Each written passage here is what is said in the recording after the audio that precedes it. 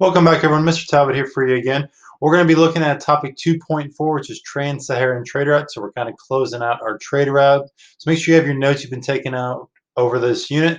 And we're going to see kind of West Africa and the various resources and kingdoms that we've already talked about a little bit are going to be becoming connected with Europe, the Middle East, and through the result of being connected with the Middle East, the rest of kind of the Asian and Eurasian trade going on with the Silk Road. So one thing I want to emphasize is, we've taken a lot of notes over Africa before, so you should have notes over 1.5, which is our state building in Africa. Those are things we definitely want to be checking out as we look at this. Here are some of kind of the objectives. We're looking at interregional trade because of changes in innovations in technology. We've got, we're going to see more and more government. It's becoming more powerful. And, people are going to be more involved in trade throughout. So kind of these are things we definitely want to be focusing on as we take our notes or add to our notes from the reading. So kind of what's going on in Africa at the time. So North Africa, the area north of the Saharan Desert, was already involved in Eurasian trade. It had in the past been part of the Roman Empire. It's geographically very close to both Europe and to the Middle East. So there's been a lot of connection there. West Africa, meanwhile, has been kind of more isolated. And the reason for that is the Sahara Desert across here. You can see on this map, there's not a lot of kingdoms that were created in that part of Africa due to the climate and geography. But this, we saw a lot more connection, first with the Roman Empire, then with the different caliphates stretching over North Africa. In West Africa, we saw, those clan-based tribes that eventually kind of become bigger and bigger kingdoms.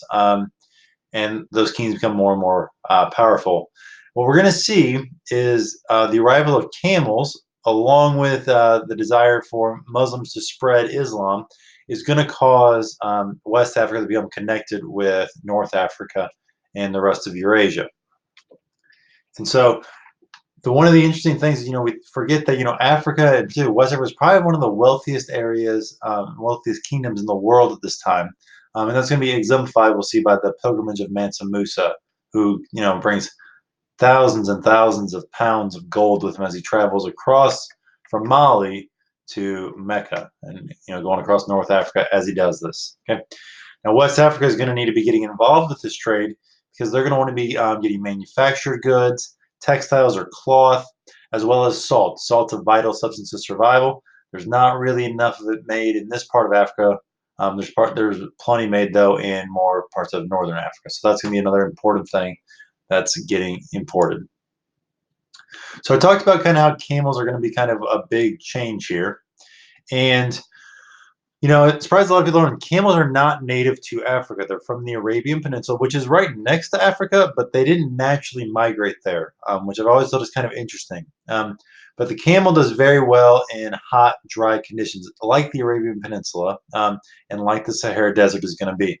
Prior to the camel, you would use, other beasts of burden like, mules or donkeys or horses.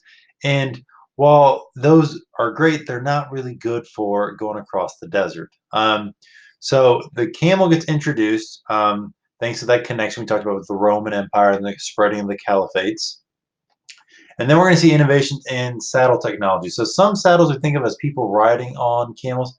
But when we talk about trans-Saharan trade, the camel was a lot more valuable carrying goods than it was carrying a person. So we're going to see that they modify these saddles where about 600 pounds of gear can be carried by a single camel. And so they are going to travel in these large caravans, hundreds of caravans. So you're talking, thousands and thousands of pounds of goods. And they're going to travel in these caravans in order to be more safe and secure. Make sure they have what they need. Make sure bandits and stuff can't rob them. Similar idea we'll see much later on when we get to the World Wars. But it took about 2 months to cross the desert. Now, camels, of course, are famous for, they can go a long time without water. And so they're able to hit these little oases across the Sahara Desert, just small areas that does have fresh water. Then they would go a long, long time without water as well. But once they were able to cross, they're going to trade, get their stuff, and then they're going to head back across. And we're going to see that there's more than just one trade route here that's available.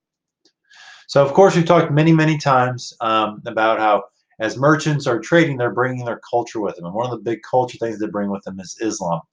So we see, the spread of Islam very, very much so is connected to these different trade routes. So you can see, where the trade routes are coming from is the same place Islam is coming from.